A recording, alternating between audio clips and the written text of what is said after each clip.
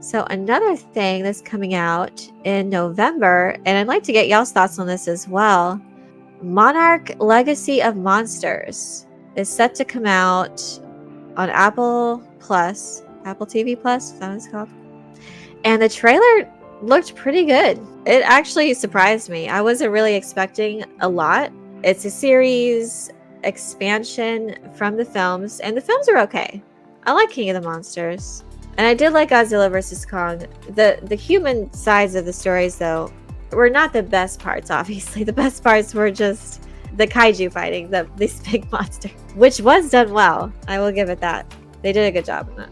But in a series format, and from the trailers, it definitely looks like they're leaning into the human aspect of it, the human stories. And it makes sense, too, from a certain perspective. They want to expand on it, and this is a way they want to expand, which is the Monarch Organization and how it got its start.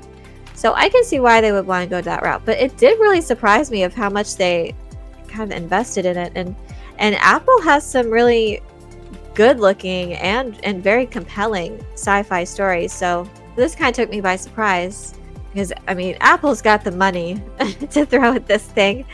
And say what you will about Foundation, but it does look pretty. It is a very, very nice looking, very epic looking series. Apple seems to be doing well when it comes to sci-fi in general, as far as creating something that looks good and that appeals to people, to general audiences. We'll see. So Monarch Legacy of Monsters premieres November 17th, the first 2 episodes, and then it'll follow a weekly basis. So one thing that really did intrigue me about this, and I don't know if I was disappointed a little bit, but Wyatt Russell and Kurt Russell are in this. And I thought it was kind of neat that they're in real life father and son. I thought they were going to be father and son or some sort of relation in the show. But actually they're playing the same character.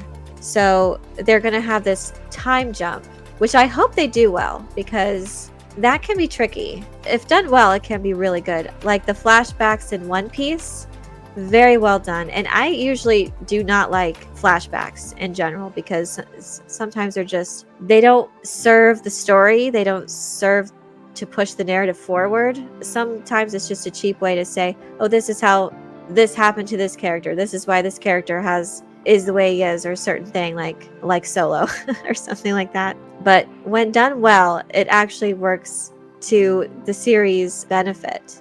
Hopefully they do that well. So it's kind of neat. So they're playing the same character, and the series is being set over the course of 50 years. So we'll go back and forth, I guess, to the beginning of the early years of the Monarch Organization.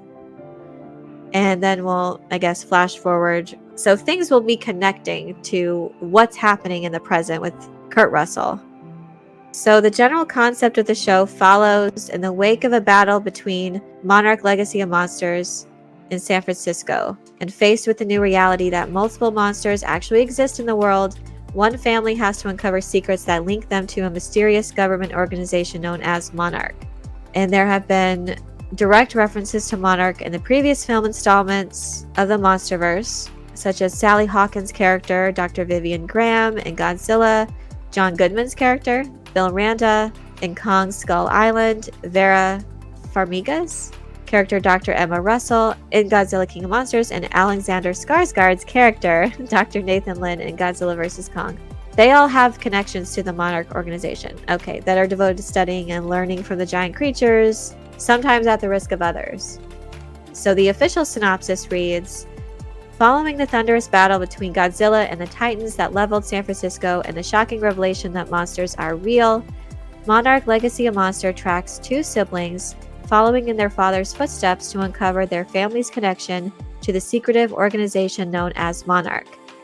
Clues lead them into the world of monsters and ultimately down the rabbit hole to Army Officer Lee Shaw, played by Kurt Russell and Wyatt Russell, taking place in the 1950s and half a century later, where Monarch is threatened by what Shaw knows. The dramatic saga spanning 3 generations reveals buried secrets and the ways that epic, earth-shattering events can reverberate through our lives. Yeah, it sounds interesting. I'm intrigued, and what I've seen so far, I'm optimistic.